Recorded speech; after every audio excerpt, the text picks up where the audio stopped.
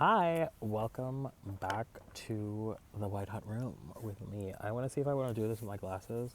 Yeah, I guess I want to see. I also was wearing a hat, my iconic hat. If I've been wearing this, I don't know. Probably. I probably have been. Oh my god. See, it's going to get scary. I'm in the perfect position. Obviously, the lighting is great. I'm outdoors. I don't know acorns are going to fall on me, and if they do, it'll just be funny and like nature.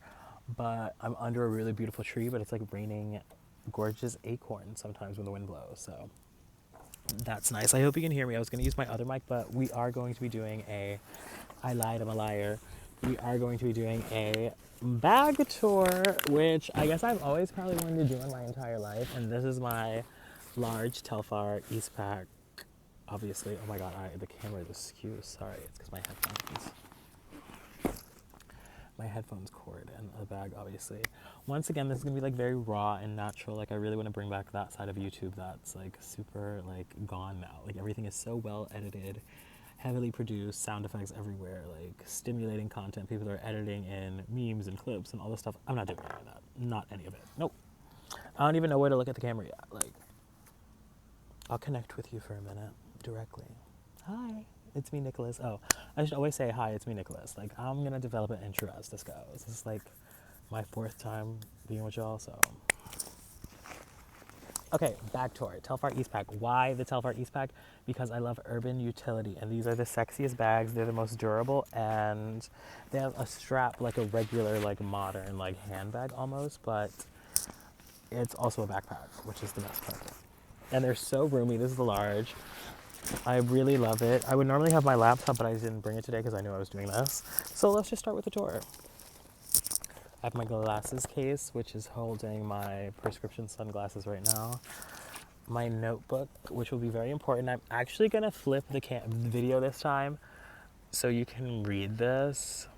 I have to make sure that, yeah, you can read it that way. I'm pretty sure you can read it that way as well. My notebook. Well, one of many notebooks that I use. Well, really one of two. I have some wet ones. I've had that specific pack of wet ones for like a decade, I'll say. They're still juicy. I have some books, specifically queer media and like zines. I walk around with this is Below the Belt and Other Stories by Phil Andrews. Look him up if you're gay or interested in gay shit. He's really cool. And then I have some authentic straight to hell zines that I've been really dying to show a couple people in my life. So that's why I walk around with them. And there's some posters in the back as well. I'm very fortunate to have this media and I treasure it. I'm not going to leave it out here so it gets in the sun. I have my portable battery. It has a Courage the Cowardly Dog sticker and the Angry Beavers show. I remember this show really well. I don't really remember the Angry Beavers really well. I guess they're like Angry Beavers, right? Oh, let me fix my eyes really quickly. Oh my god. Gorgeous. I mean, it's like the half, no, the lighting's amazing. I look amazing. Oh, the outfit is just this black, I don't know what you call these polo shirts, some jeans, my jewelry, Apple Watch. Here's my pencil case, which I will actually show you. I have a few pens, but it's mostly colorful Sharpie markers. So that's cool, I think. Really important, I just started walking around with this because I used to think it was so heavy. But I got this camera like when I was like a teenager. And I never really appreciated it or used it much, but I'm going to start now because I think going back to media like this is so important, and like I'm so privileged to have something like this. It's a Coolpix L830, and I cracked the screen on a trip to LA that kind of like fractured my life. I'll talk about that one day. I read a book. It was really good. Oh my god, I dropped one of my batteries. 1 second. Yeah, this takes batteries, so I always walk around with a few batteries. Oh, I dropped another one, I guess. 1 second. This is one of those moments where I'm probably going to be like, oh, editing would really help. Oh, I found it. So no, it's fine. So yeah, I walk around with batteries for it, so I can't tip the front open like that. But yeah, it has a screen that like moves and is adjustable, and it's a really good camera. Actually, I'm going to take a picture of myself doing this. That was really cool. I looked at you while I did it. Okay, that's my camera and the case that I walk around with. I'm just super precautious, and like if I throw my bag around, I also want my camera to be protected. So I'm really thankful. I got all of this on like one of my birthdays. Maybe like 13, 14, 15, 16, that age. Bug. Let's gonna go back in here. Oh, I have my little tech bag, which has my like TikTok, the mics that everybody used to use on TikTok, but now they have the big, really professional ones. And then I have some additional mic covers and the like thing that goes into your phone. And then I have a charging cable in here somewhere for my portable charger. Like it's not just like, I don't have anything for that. I have multiple, let me find them. Oh yeah, see? Charging cable, nimble charging cable, really important, I think. Extra mask came with my Tombolo. Another charger. That's about it. So that's that part, and I'm gonna keep my notebook out so I can keep track of the story. I hope you've been able to hear me this whole time. It would be crazy if you weren't, but like turn your speakers up. It's kind of intimate, it's like regular. Sorry I didn't bring my professional microphone out to the park with me, even though I have one. I'm looking for my topics I wrote in here today. Oh, it's like a real notebook that has been like used. This isn't like staged, like here's like a random. Yeah, that's a totally random page. Like, yeah. There's some like actual. Yeah, you can see I'm kind of crazy. Whatever. Which way forward?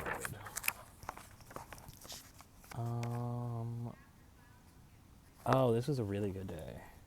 It's like 6. Have you ever journaled like 6 pages in like one day, and it takes like hours? It's really great, really cathartic. I highly recommend it. I am infinite, I am abundant, I am creative, I am whole. I do not know it all, I am open to all blessings. I am eternally grateful for all, I am grateful. Period. I know what I'm doing. Okay, so this video is obviously going to be called Wet Hot Summer Recap. And that's what today will be. So first we did the bag tour. Next I'm going to give like a total overview of my like recent trips to Fire Island and like why they have provided me. Oh my god, do you see this? This bug that just like landed on my glasses and won't leave. Okay, so no glasses. So it's gonna be the total Fire Island summary. So first, I went to Fire Island like the first time ever. I had to reconnect with my sister, and I was so lucky that they were being honored at this gorgeous and stunning art event. What do you call it? Like, oh, it was the art like opening, the opening of the like showcase. Like they were having their art shown on Fire Island at like the Truman Capote house, which is like supposedly where he wrote like all like some or all of his fabulous work. And it was just a really like it. First, I had to go there. I didn't even know anything about Fire Island, but like my sister had been working there, and when I say sister, it's just like my best like one of my best childhood friends. Obviously, we're like chosen family and stuff like that. And I consider them like the closest thing I have to a sister. And they're a really fabulous painter artist overall, but like their paintings are especially really fabulous. And I had the opportunity, like literally, well, I didn't have the opportunity, I made the opportunity for myself. I made myself able to go to Fire Island and like celebrate this person I really love who I had like disconnected from when I was like in this whole era called I Love You and I Never Want to See You Again, writing this book. It was like my Dennis Cooper era. I really love Dennis Cooper. And I took inspiration from them, and I was living my life sort of, I guess, how I guess he would to like write really, I mean, the book is fabulous. It's only like 15 pages, but it's like 15 of the best pages you could ever read in your life, I promise. And, you know, I was like in my Julia Fox mode, like, I'm gonna be something big, blah, blah, but like that comes way later. Like, I'm so stupid. Like, it took Julia Fox so long to get where she is, and that's why I love her so much, because she's so authentic, she's so real. And she hasn't let all the shit that she's gone through change her. She has like changed in the best way possible. Like she's just evolved and grown, and that's something I'm all about. So yeah, I'm on Fire Island. Well, no, I'm like raising the money to go to Fire Island because it just feels so important. I'm like, I have to do this. I like have to go here. And it's like this like supposedly like queer paradise, like not even queer, like gay paradise specifically. I'll say gay. Like there are like families and like all that stuff, but it's like really like gay guys going crazy. Like there's wealth disparity, inequality, all that shit, but it's like an island, so it's fun. housing inequality, all this shit. Like I'm learning so much my first time there, and I have these like spiritual awakenings, like reconnections, all this stuff, blah blah blah. It's beautiful.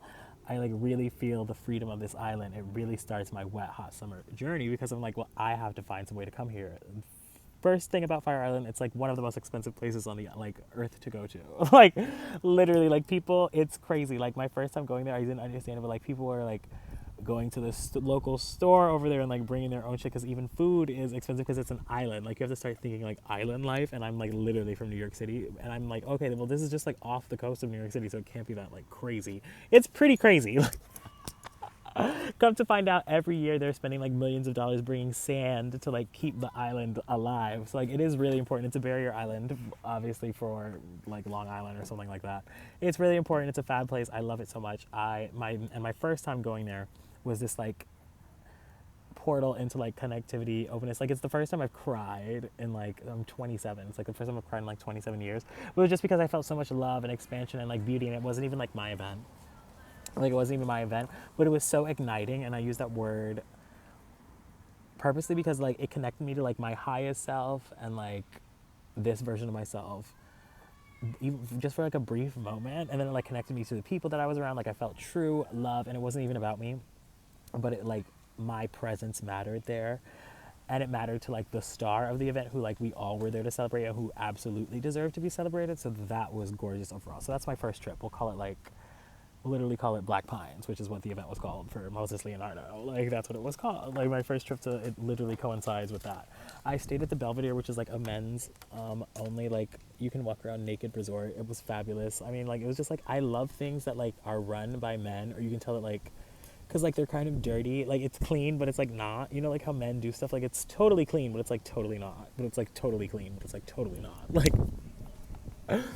Like if like one female housekeeper did a sweep of the place, she'd be like, you have to do all this shit again. You know what I mean? But there are like no women who work there at this like specific place, so it's like so gay. It's so crazy. You can be like naked in the pool. I like didn't do that. Like you just be naked on the beach. My first time on Fire Island, I didn't even go to the beach. It was so funny. It was like so crazy. It was like spiritual business. Like after, for like weeks, I spent weeks like healing, because like you're walking through sand, you're on an island, like traveling there is crazy, traveling back is crazy, walking the island is insane.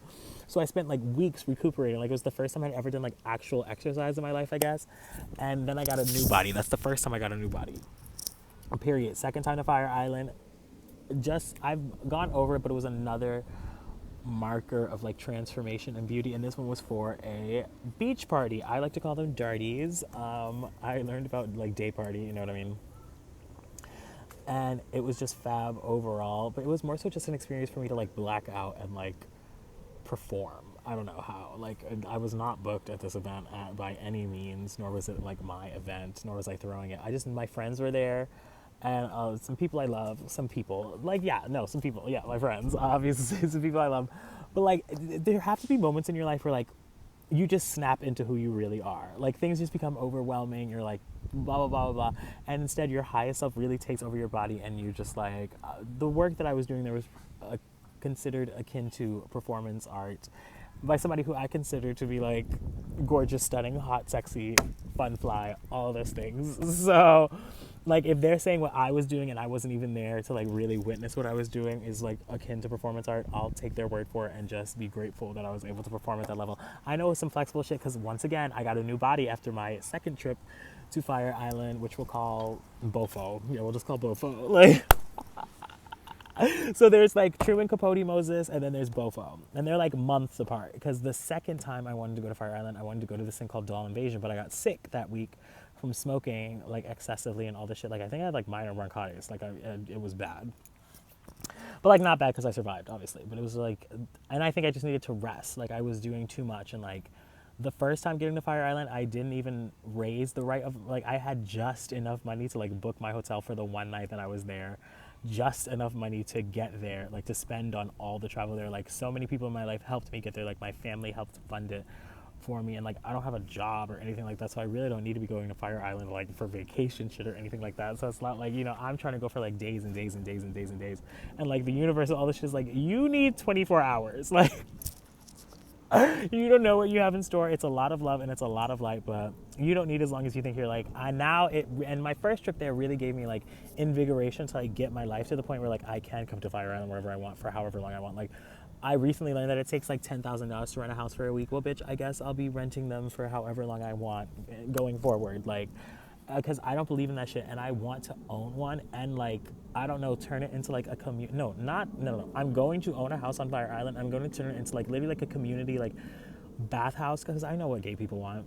So, and like rooms will be super cheap because I want like young gay people of age to be able to experience Fire Island without like breaking the bank, or like it shouldn't be just for like the elites at all. Like it should be for everybody, and at least it will be for everybody in this one space that I'm like designing already. So period. That's signed, sealed, delivered. Because I love Fire Island. It's fab.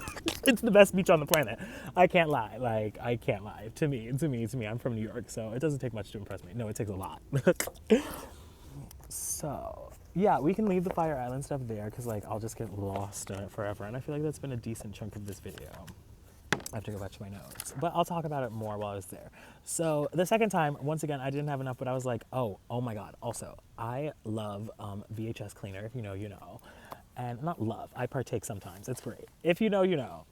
And recently, the FDA cracked down on VHS cleaner, and you can't. My favorite used to be Double Scorpio, and like you can't buy it online anymore. And I was like devastated.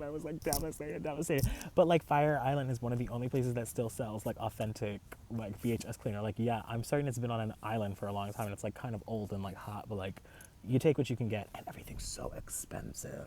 So I didn't have enough money the second time I was there, but I made it all work. And the second time I was there, I didn't have any housing either. And I really wanted to see what it was like to be like homeless on Fire Island. It's fine. All you do is like cruise, and like you'll be fine. Like you could do that.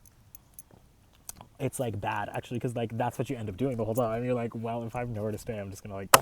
Anyway, y'all know how it goes. But even from that, you can learn and like grow and expand and like learn a lot about like partnership, which is like really beautiful, and how like sex is something to like experience and give and like do safely, and like don't be spreading STDs and like get on your prep and all that shit.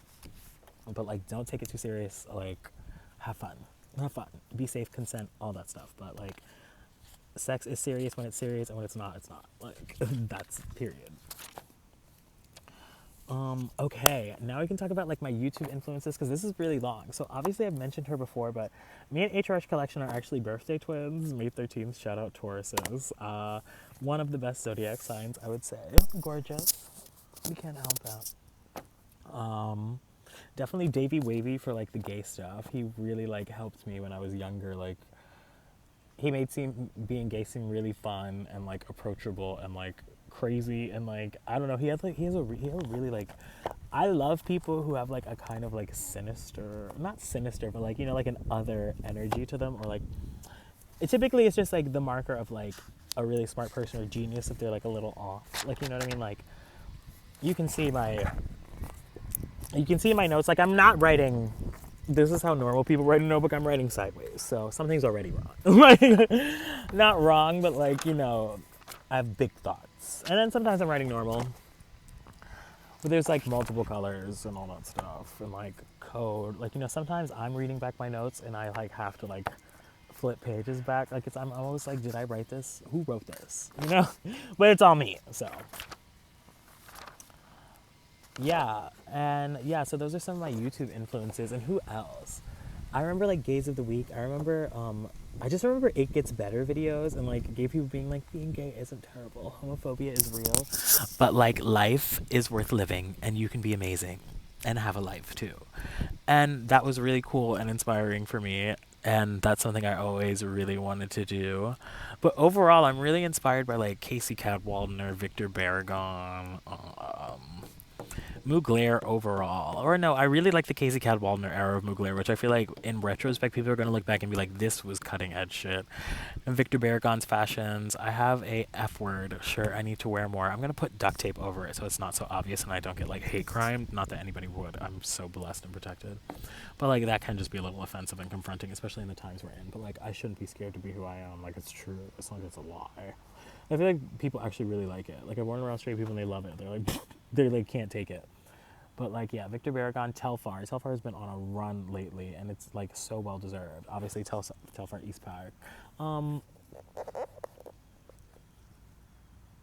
I like to keep Britney Spears, her raw, authentic honesty, and like her dance. I really love K-pop. Like, I feel like people don't want to talk about it, but like the connections and just like how the connection between like black culture and Asian culture, like everybody, it's like we know how to appreciate each other's stuff so well that like that's why K-pop is so crazy. Because when K-pop people do R&B, it's like on the level of like old school R&B. You know what I mean? Like they really sing and they really feeling it. And I love how layered and depthful K-pop is, just like hip hop and like urban music really always is. Like urban music is very sophisticated, no matter what you want to think. Cause I rap a little, baby. I do everything. Like I just don't be talking about it. Mwah. But really specifically, yeah, those are where my influences lie.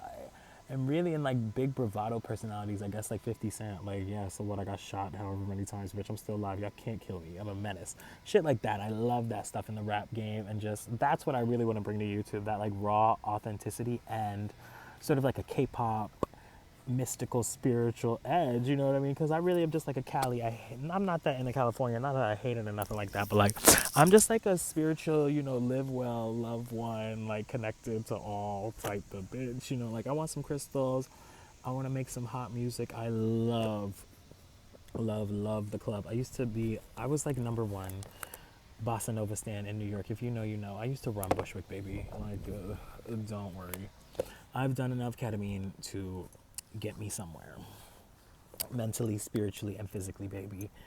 I know, and I'm not with the girls doing it now. Not that I'm above or below them, but like, and maybe I'll be back with them doing it one day. No, I don't do drugs like that. No, funny, I've learned. That's about it though. But like, I do have, like, I love snow strippers. I want to be in my, like, I don't know. I don't even know what I'm talking about anymore. Later.